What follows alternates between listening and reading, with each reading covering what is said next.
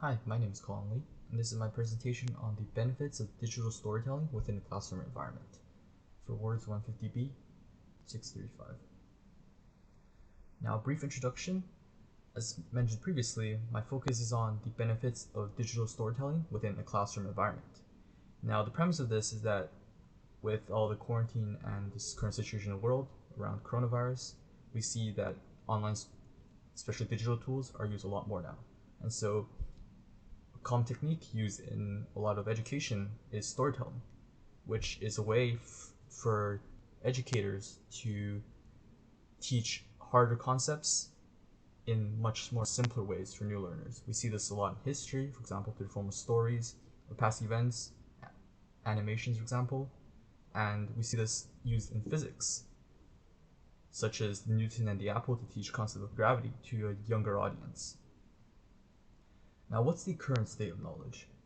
Well, there's a lack of a concrete answer if digital storytelling is superior to traditional methods, such as oral presentations, within the classroom, and if it's worth it to move towards digital storytelling in the long term. This raises my main research questions.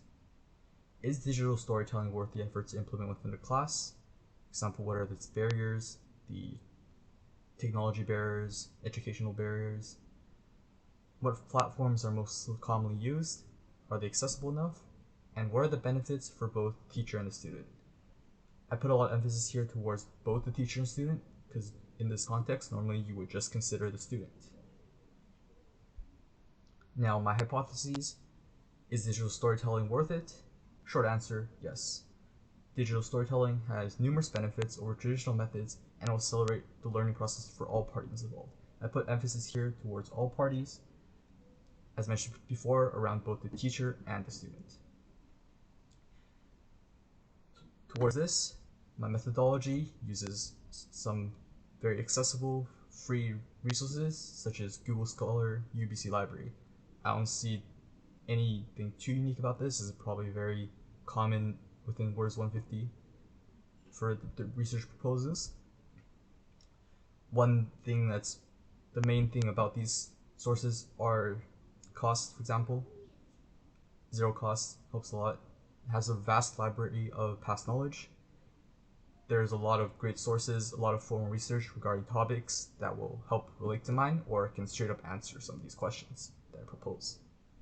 Well, obviously this raises the question, what's my procedure? How will I answer my questions? Well, what helps is when searching for something to answer, I'm going to narrow down this, how specific my question is. I'm not going to type in a full question, obviously. I will break it down into key terms that will help answer my question, because search functions are limited, and so breaking down how specific a question is will help generate my answers. Well, how will I analyze my sources? Here I'll sort of create a self-question answer. I'll raise questions like my research questions, and then I'll look to answer them using these sources.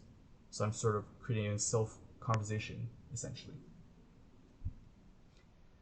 Results: a short, brief summary. Is digital storytelling accessible enough?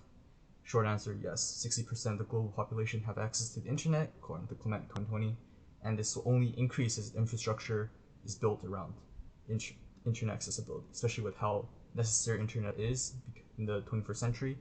More and more is going to be built. What platforms are commonly used?